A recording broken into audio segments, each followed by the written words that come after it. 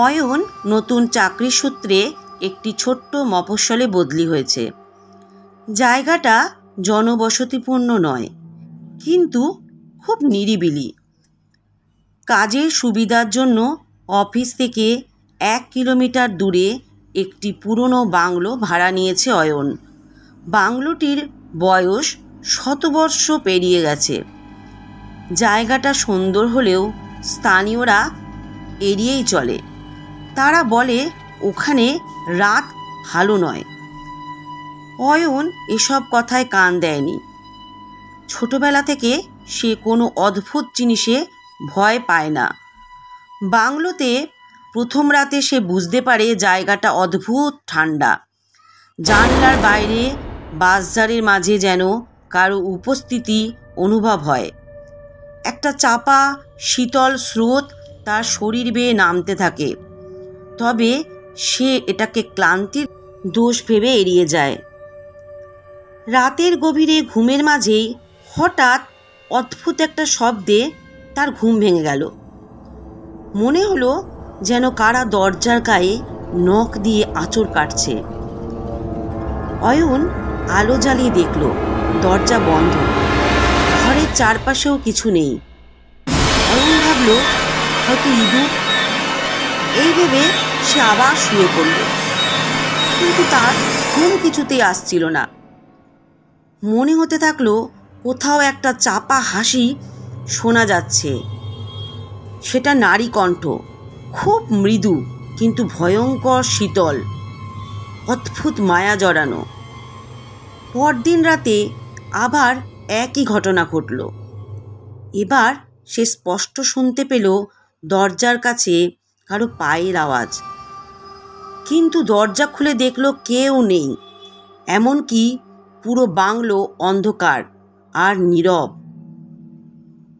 কয়েক মুহূর্ত পরেই তার পাশের ঘরে একটা চাপা হাসির শব্দ শোনা গেল।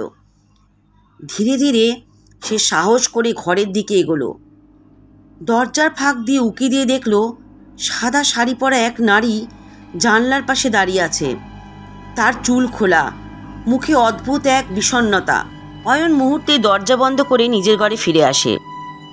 তার পুরো শরীর কাঁপছে, তবে ভয়ে দৌড়তে গিয়ে সে কিছু একটা অনুভব করে।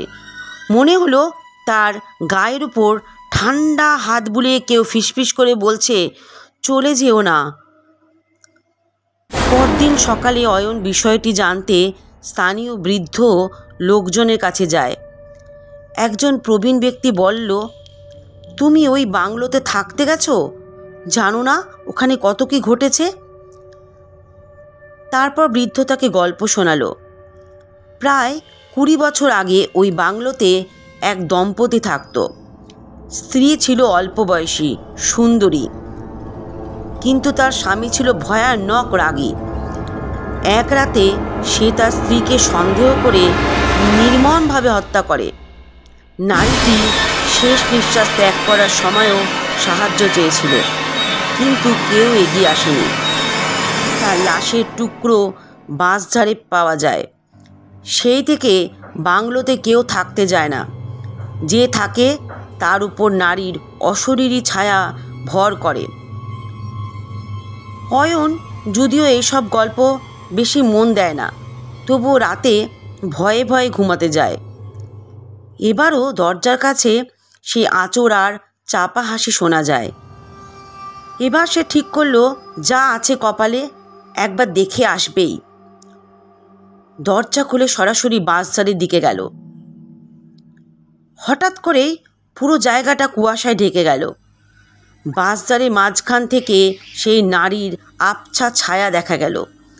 এবার সে মুখ তুলে সরাসরি অয়নের চোখের দিকে তাকালো। তার ঠোঁটে এক অদ্ভুত কামুক হাসি। নারীটি খুব মৃদুস্বরে বলল, তুমিও আমাকে ফেলে চলে যাবে? সবাই যেমন গেছে। অয়ন পিছু হটতে চাইল, কিন্তু তার পা যেন মাটিতে আটকে গেছে। সেই নারী এগিয়ে এলো, একদম কাছে, খুব কাছে। তারপর অয়ন অনুভব করল তার গলা জড়িয়ে ঠান্ডা এক শ্বাস।